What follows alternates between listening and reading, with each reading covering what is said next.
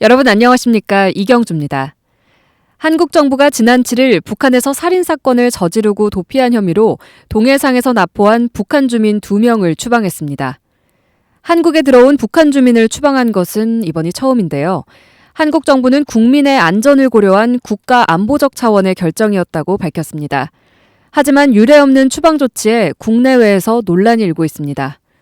한편 북한 김정은 위원장이 12월부터 시작되는 동기훈련과 관련해 전쟁 준비 완성에 총력을 집중하라는 지시를 전했다고 합니다.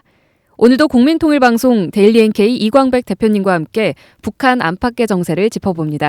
북한 주민 2명이 동료 선원 16명을 살해하고 도피 중에 한국 군 당국에 의해서 납포됐다고 합니다. 네. 끔찍한 해상 살인 사건인데요. 네네. 사건에 대해서 먼저 간략히 요약 부탁드립니다. 네, 일단 사건을 둘로 나눠야 될 것 같아요. 하나는 이 탈북인 2명에 대한 강제 북송 사건. 그리고 그 탈북인들이 저질렀다고 지금 알려지고 있는 그 이른바 해상살인 사건, 이렇게 둘로 나눠서 살펴봐야 될 것 같아요. 일단 북송 사건을 보면 7일이었습니다. 오후 네. 3시 10분경에 동해상에서 군 당국에 납포된 북한 주민 2명을 판문점을 통해서 추방을 한 사건입니다. 네. 20대였고요. 북한 남성들이었고, 그 송환 당시 장면을 보면 눈을 가린 채 데려갔다고 하네요. 네. 근데 그 현장에서 이제 북한군 데리러 왔는데 거기서 눈을 풀어줬나 봐요. 근데 그 자리에서 한 사람이 덜썩 주저앉았다는 얘기가 있어요. 그걸 보면 아마 어디로 간다는 말을 안 하고 아마 데려간 듯합니다. 뭐 그런 사건이 있었는데 문제는 이것을 그 전까지 전혀 공개되지 않고 있다가 그날 당일 이게 공개가 됐어요. 그것도 정부 당국이 그 송환 직전에 공개를 한 게 아니고요. 네. 오전에 국회에서 정보기관 관계자가 휴대전화 문자 메시지가 찍힌 사진이 공개가 됐는데 그 휴대전화 문자 메시지에 이 관련 내용이 나와 있었던 거예요. 네. 탈북인 2명을 송환한다는 오후 3시에 이런 내용이었는데, 그렇게 되면서 이제 언론이라든가 아니면 국회에서 국회의원 일부가 이 사실을 알고 정부에 이제 이게 어떻게 된 거냐, 경위를 설명해라 또는 송환을 중단하라, 이런 요구가 있었는데요. 뭐 그러던 와중에 이미 송환은 3시 10분경에 진행이 돼버렸습니다. 그러다 네. 보니 정부가 이제 부랴부랴 오후 3시 30분이 좀 넘어서 이상민 통일부 대변인이 긴급 기자회견을 한 거죠. 그래서 알려진 겁니다. 어쨌든 뭐 근데 이제 그 내막을 보니까 정부가 이제 나중에 브리핑을 한 과정을 보면 2일 날 해군이 NLL을 넘어서 남측에 온 북한 어선을 납포를 했고 정부가 합동조사를 벌였다는 겁니다. 한 3일 정도 합동조사를 벌였어요. 그래서 5일 날 합동조사가 대략 마무리된 시점에 정부가 개성 남북공동연락사무소를 통해서 북쪽에 이들을 보내겠다는 뜻을 전했다고 합니다. 그리고 그 다음 날 북측에서 인수 의사를 통보를 해왔고, 그 다음 날 7일 북송, 그리고 8일 날에는 그 사람들이 타고 왔던 어선까지 북한에 인도를 한 사건입니다. 네. 그리고 이제 아까 두 번째 사건이었던 그 해상 살인 사건과 관련돼서는요. 네. 이 사건이 벌어진 것은 일단 지난 8월 15일 날 17톤 규모의 오징어잡이 어선을 타고 북한의 김책항을 출발한 배였는데 선장을 포함해서 한 19명 정도가 타고 있었대요. 네. 근데 이제 10월 말쯤에, 8월 15일에 출항을 했는데 10월 말이니까 꽤 긴 시간이죠. 네. 사건이 벌어진 건 바로 그때였다고 합니다. 뭐 내용은 그런 거예요. 선장의 가혹 행위에 불만을 품은 3명이 서로 공모를 해서 그 안에 있었던 사람 16명을 살해한 사건이라는 겁니다. 그렇게 해서 이제 살해하고 나서 다시 북한으로 들어갔다가 그중에 동료 1명이 이제 문제가 되니까 나머지 2명이 이제 남측으로 도피한 사건이다, 이렇게 정보 당국에서는 발표를 한 상황입니다. 와, 이 3명이 16명을 살해했다는 건 굉장히 이해가 잘 안 되는데요. 네네. 네, 이게 가능한 일인지도 좀 의문이 들고. 근데 이렇게 한국 정부가 북한 주민을 추방 형식으로 판문점을 통해서 북송한 건 이번이 처음 아닌가요? 왜 이런 결정을 내린 거죠? 일단 정부의 입장은 보면 그렇습니다. 통일부 대변인이 말한 바에 따르면 살인 등 중대한 비정치적 범죄로 보호 대상이 아니라는 판단을 했다는 것, 그리고 우리 사회의 편입 시에 국민의 생명과 안전에 위협이 되고 또 흉악 범죄자로서 국제법상 난민으로 인정할 수 없다고도 판단을 했다. 그래서 정부 부처 사이에 협의를 했는데 네. 그 결과 추방하자는 쪽으로 결정이 됐다. 이렇게 일단 얘기를 했습니다. 북한 이탈 주민 보호법에 따르면 탈북자들이 한국 정부 기관에 보호를 신청하면 심사를 통해서 원칙적으로 국가가 보호하도록 돼 있습니다. 네. 이제 정부가 얘기하는 게 바로 이 대목인데, 근데 이제 살인죄를 저지른 북한 주민은 북한 이탈 주민법 보호 대상자가 아니라고 이제 판단을 했다는 거예요. 어떤 기준에서죠? 실제로 북한 이탈 주민보호법 제9조에 따르면 항공기 납치라든가 마약 거래라든가 테러, 집단 살해 등은 국제 형사 범죄자 또는 살인 등 중대한 비정치적 범죄자로 여겨지기 때문에 이 법에 따라서 보호 대상에 포함되지 않는다 하는 조항이 있긴 있습니다. 네. 근데 이제 이 법도 논란이 있어요. 이 법이 이제 나중에 좀 설명을 드리겠지만 이것이 탈북 이탈 주민에게 이제 정부가 지원하는 법입니다. 이 법이 네. 보호하고 지원하는 법인데 그 중에 이제 보호나 지원 내용 가운데 여러 개가 있어요. 뭐 정착금을 준다는 등, 뭐 뭘 준다는 등 하는. 근데 그 보호 및 지원 대상에 포함되느냐 마느냐를 가르는 그런 관련 조항이지 이것이 탈북자들을 다시 송환하거나 북한으로 강제 복송하는 귀순 의사를 가지고 있는데 그런 조항이라고 보기 어렵다. 이런 어떤 반론도 현재 있는 상황입니다. 자, 그러다 보니까 정부가 사실 법적 근거로 내세운 것은 앞에 것들은 정부가 법적 근거라고 말한 게 아니라 그렇게 판단했다는 거고 실제 정부가 이번 행동을 하게 된 법적 근거는 다른 겁니다. 정부 관계자가 밝힌 법적 근거는 어떤 거냐면요. 출입국 관리법의 강제 퇴거 조항을 준용했다는 겁니다. 그러니까 출입국 관리법 46조에 따르면 지방 출입국 또는 외국인 관서의 장은 규정된 절차를 위반한 외국인을 대한민국 밖으로 강제 퇴거시킬 수 있다. 예를 들어서 여권이 없거나 네. 허위로 초청을 받은 경우가 이제 이에 해당된다. 이런 거예요. 근데 이제 이게 법적 근거로만 보면 이게 불법 체류자를 추방하는 비슷한 조치였다는 거예요. 네. 그러니까 정부도 마땅한 법률 조항을 하기가 찾아낸 거네요. 어려우니까 굉장히 어려운 상황에서 이제 궁여지책으로 법률 근거로 내세운 것이 출입국 관리법의 강제 퇴거 조항이었다는 것이죠. 그러니까 외국인 노동자들이 여권 없거나 초청 안 받았는데 들어온 경우 퇴거 추방하는 경우 이걸 준용했어요. 그래서 이것은 나중에 논란의 소지가 현재 있어 보이는 상황입니다. 네. 안 그래도 이 정부의 추방 결정과 관련해서 국내외 논란이 많습니다. 네. 특히 중대한 범죄자라도 한국의 사법체계 안에서 조사하고 또 혐의가 밝혀지면 그에 따라 처벌했어야 한다 이런 주장도 있는데요. 네, 그렇습니다. 그 북한 이탈 주민 보호법에 따르면 탈북자들이 한국 정부 기관에 보호를 신청하면 심사를 통해서 원칙적으로 국가가 보호하도록 하고 있습니다. 또 정부는 살인 범죄를 저지른 북한 주민은 북한 이탈 주민보호법 대상자가 아니다 이런 판단을 내렸다고 그랬잖아요. 이제 네. 그걸 법적 근거로 제시한 건 아니지만 일단 그것을 또 판단의 어떤 중요한 근거 중에 하나다 이렇게 제시를 했는데 실제 북한 이탈 주민보호법 구조에 따르면은 아까 그런 내용들이 있었다고 했어요. 범죄자. 근데 이것은 전문가들은 뭐라고 보고 있냐면 이것은 네. 북한 주민의 보호 및 추방 여부를 결정하는 기준이 아니고 정부 지원 법률에 명시된 정착금, 주택, 교육, 의료, 취업 또는 기초수급 이런 식의 정부 지원 대상자냐 아니냐를 가르는 기준으로 봐야 된다. 그래서 범죄 전력 때문에 보호 대상이 만약에 아니라면 그 정착금이라든가 주택 등 정부 지원 대상에서 제외하면 될 거다. 근데 이것을 강제로 북송했다는 것은 문제다. 이런 입장도 있는 것이죠. 네. 미국의 인권단체에서도 비판이 일고 있습니다.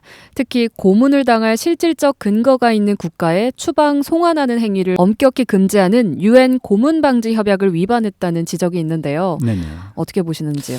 네, 미국의 북한 인권 전문가가 이제 그런 주장을 하고 있는데요. 두 가지로 나누어서 이제 이번 정부 조치에 대해서 비판을 하고 있습니다. 첫 번째는 해당 북한 주민들이 송환 결정에 이의를 제기할 기회가 주어졌는지 우선 묻고 싶다. 이제 보도에 따르면 두 사람 모두 다 귀환 의사를 밝혔다는 거였거든요. 근데 정부가 그 귀환을 받아들일 수 없다고 결정했다면 그것에 대해서 그 사람들이 이의를 제기할 수 있는 충분한 기회를 줬어야 된다. 충분한 시간을 줬어야 된다. 이런 거거든요. 그리고 재판이 아니라 당국의 합동 조사만 지금 받았다는 거잖아요. 그런 거라면 조사 끝나고 혐의가 있다면 그 혐의가 정당한지 네. 또는 그것의 어떤 이런 것들을 정당한 법 절차에 따라서 할 수 있는 기회를 줬어야 되는데 그것도 원칙적으로 거부당한 것으로 보인다는 것이죠. 그래서 유일하게 합동조사의 조사단의 그냥 조사 결과만으로 사실상 이 사람들을 범죄자로 판단을 했고 그걸로 이제 추방을 했다는 점. 이것은 자기가 그 인권단체들이 보기에는 합리적이지 않아 보인다. 이렇게 판단된다는 거고요. 또 한국은 북한 주민들을 유엔 고문 방지 협약에 따라 처우하고 한국 법원에서 재판했어야 했다. 이렇게 주장도 하고 있습니다. 이게 왜 그런 거냐면 고문당할 위험이 있다고 믿을 만한 상당한 근거가 있는 나라로 어떤 개인을 추방하거나 또는 송환하거나 또는 인도에서는 안 된다는 유엔 고문 방지 협약 제3조를 위반했다고 주장을 하는 겁니다. 그러니까 네. 한국도 1995년부터 이 조항이 발효가 됩니다. 그래서 고문을 당할 실질적 근거가 있는 국가에 개인을 추방, 송환, 인도하는 행위가 금지가 돼 있어요. 그러니까 그런 국제조약에 가입이 돼 있는 상태이기 때문에 이것을 위반한 것이다 이렇게 이제 비판을 하고 있는 것이죠. 그래서 북한 인권 문제를 굉장히 심각하게 보고 있는 국제사회의 시각에서 볼 때는 우리 정부의 이번 조치가 다소 성급하고 납득하기 어려운 조치다 이런 목소리들이 나오고 있습니다. 네, 현재 한국 내에 있는 탈북민들이 특히나 이번 사건을 민감하게 받아들이고 있다고 들었습니다. 분위기가 어떤가요? 글쎄요. 지금 세 가지 주장들이 나오고 있는데 하나는 뭐냐면 그 사람들이 설사 범죄자라고 해도 대한민국 땅에 들어와서 귀순 의사를 밝힌 만큼 대한민국 국민으로 간주했어야 된다. 그렇다면 그들은 자신들의 주장에 대해서 변호할 권리도 있어야 되는 것이고요. 네. 정당한 재판을 받을 권리도 있는 것이다. 근데 그런 것들을 무시하고 송환한 조치가 문제다. 이런 주장 당연히 나오고 있고요. 두 번째는 지금까지 대한민국에 온 3만여 명 이상의 탈북민 중에는 북한에서 범죄 경력이 있는 사람들도 이미 있었다. 사전에 기존에도 있었다는 거예요. 그러나 모두 대한민국 법에 따라서 그것이 처리되어 온 관행이 있고 어떤 그런 법률적인 어떤 경험이 있다. 그런데 귀순 의사를 밝힌 사람을 강제 추방한 것은 이번이 처음이고 또 이렇게 급히 결정한 것이 이유가 안 된다. 혹시 북한의 눈치를 보면서 남북 대화에 물꼬를 트게 한 것 아니냐. 이런 식의 어떤 의구심을 가진 그룹도 있습니다. 그리고 또 하나는 마지막으로는 앞으로 누구라도 공권력에 의해서 북한으로 이런 식으로 송환될 수 있는 상황이 돼버린 것 아니냐. 이제 그런 부분에 있어서 탈북민들이 굉장히 불안해하고 있다. 또는 현재 북한에 있는 사람들이 탈북을 불가피하게 해야겠다고 생각하는 사람들은 주저하게 될 수도 있지 않겠느냐. 그런 점이 걱정스럽다. 이렇게 이제 얘기가 나오고 있습니다. 그러니까 여러 가지를 종합해 보면 일단 정부 발표를 믿기 어렵다는 목소리가 높고요. 탈북자들 같은 경우. 네. 또 범죄 혐의가 있다 해도 한국법에 따라서 정당하게 재판을 거쳐 처벌하는 것이 맞다고 주장을 하고 있는 사람이 많고요. 또 하나 탈북민들에 대한 강제 북송 가능성이 생겼다는 사실이 대단히 걱정스럽고 우려스럽다. 이런 것들이 종합적으로 이런 의견들이 많다고 볼 수가 있겠네요. 네, 이번 사건과 관련해 국내외 다양한 반응들을 살펴봤는데요. 그럼 대표님의 의견은 어떠신지 좀 듣고 싶은데요. 네, 일단 그들이 범죄 혐의가 만약에 있다면 충분히 시간을 두고 철저하게 진상을 규명하는 것이 먼저였다고 저는 생각이 들어요. 지금 보면 정부 조사 기간은 사실 3일이었거든요. 3일 만에 북한 측에 이제 통보를 알린 건데 송환을 통보를 한 건데 과연 혐의를 충분하고 명백하게 증명하기에 충분한 시간이었는가 너무나 짧았다 하는 생각이 들고요. 네. 또 송환 다음 날 북한 주민이 타고 온 배마저 북한 당국에 그냥 후다닥 넘겼거든요. 이거 역시 중대한 증거 자료를 그냥 없애버린 셈이에요. 왜 그랬는지도 잘 납득이 되지는 않습니다. 탈북민 두 사람과 또 그 가족의 어떻게 보면 생명이 걸린 중대한 문제였거든요. 과연 이걸 이렇게까지 서둘러서 처리할 일이었을까? 이것이 첫 번째 의문스럽고요. 두 번째는 아까 얘기했던 것처럼 강제 송환의 법률적 근거가 좀 부족해 보입니다. 실제로 준용했다는 출입국 관리법의 강제 퇴거 조항 이것이 과연 탈북자들에게 또는 귀순자들에게 적용하는 것이 과연 합리적인가 설득력이 좀 부족해 보인다는 것이고요. 그다음에 이제 세 번째는 국민 몰래 강제 송환을 추진하려던 정황이 굉장히 진합니다. 그래서 오히려 의혹과 논란을 지금 키우고 있어요. 네. 아마 그날도 만약에 그 스마트폰에 문자 메시지 내용이 공개되지 않았다면 아마 온 국민과 언론이 모른 채 그날 아마 당일날 송환됐을 겁니다. 그래서 송환이 되고 나서야 알았거나 네. 아니면 앞으로도 계속 몰랐을 가능성도 배제할 수 없거든요.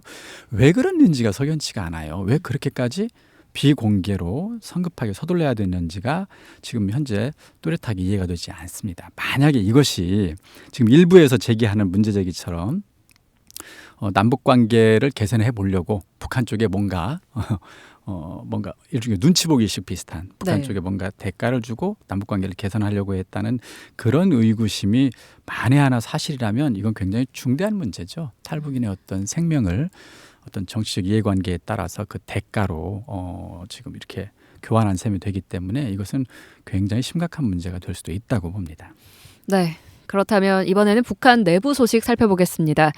최근 북한군은 12월부터 본격적으로 시작되는 동기훈련을 앞두고 준비에 들어간 걸로 알고 있는데요. 김정은 위원장이 전체 군인들을 대상으로 전쟁 준비 완성을 강조했다고 합니다. 이건 어떤 내용이죠? 네, 북한은 이제 동계 계절 훈련을 보통 12월부터 시작한다고 해요. 근데 이제 문제는 그 훈련을 준비하는 것은 10월 중순부터 한 달 반 동안 미리 준비를 한다는 것이죠. 자, 그 기간에 김정은 위원장이 지시를 내렸다는 건데 그 지시 내용은 전쟁 준비 완성에 총력을 집중해야 된다. 그러니까 동계 훈련을 준비하는 그 기간에 전쟁 준비를 완성하자 뭐 이런 뜻이에요. 그래서 전쟁 준비 완성을 강조하는 것을 두고 이거 혹시 한반도 전쟁을 상정한 강도 높은 훈련을 예고한 것이 아니냐 이런 분석들이 나오고 있다는 겁니다. 네. 연례적인 겨울철 전투훈련인데요. 네네. 김 위원장이 훈련 준비가 전쟁 준비라고 강조한 그 이유가 있을까요? 글쎄요. 뭐 일단 그냥 의례적으로 훈련을 하고 그 훈련을 준비하는 기간에는 또 의례적으로 전쟁 준비 뭐 전시 상태 이런 식으로 경각성을 불러일으키는 이른바 내부 어떤 정비 차원에서 그렇게 했을 수도 물론 있습니다. 네. 그러나 이제 대외적으로 지금 현재 북한이 처해 있는 상황을 보면 북미 그 핵 협상이 잘 진전이 안 된 채 교착 상태에 빠져 있거든요. 그리고 북한은 올해 안에 어떻게든지 이 문제를 해결하라 이렇게 주장을 하면서 미국에게 입장 변화를 촉구하고 있는 그런 상황이에요. 자, 그러다 보니까 이런 국제사회에 강력한 메시지를 던지기 위해서 말로만 외무성에서 하는 게 아니라 내부적으로 전쟁 준비를 하라는 식의 강력한 메시지로 내부 군사 훈련하는 모습을 보여줌으로써 이것을 어떤 대외 외교 문제 해결의 어떤 하나의 카드로 활용하고 있는 게 아니냐 이제 이런 주장도 있기는 있습니다. 근데 이제 실제 그런 것인지는 정확히 모르겠어요. 그건 뭐 정확하게 뭐 그렇게 예측해 볼 수는 있는데 사실 그 근거가 뚜렷한 것은 현재는 저는 뭐 아니라고는 봅니다. 근데 좀 더 지켜보죠, 뭐. 네. 네.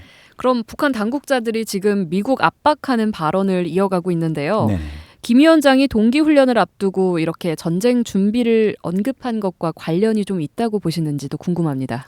그러니까요. 그러니까 뭐 사실 내부 동계 훈련에 전쟁 준비를 강조한 것이 아까 얘기했던 것처럼 외교 전략까지 염두한 것인지는 사실 조금은 분명하지는 않습니다. 다만 그건 분명하죠. 지금 현재 미국과 한국에 대해서 북측이 굉장히 강력한 압박을 지속하고 있는 건 틀림없어요. 그러니까 첫 번째 이제 김성 유엔 주재 북한 대사가 11일 날 유엔 총회에서 뭐라고 얘기를 했냐면 20개월 이상 핵실험과 대륙간 탄도미사일 시험 발사도 자제를 우리는 지금 해오고 있는 상황이다. 네. 근데 역사적인 남북 선언이 지금 이행되지 않고 있는 것, 정치 상태에 있는 것, 이것은 전 세계 앞에서 평화의 악수를 하고 뒤에서는 초현대적인 공격 무기를 도입하고 또 미국과 연합 군사 훈련을 하는 남한 당국의 이중적 행동에서 기인한다. 이렇게도 말하고 또 미국에게는 시간이 많이 남지 않았다.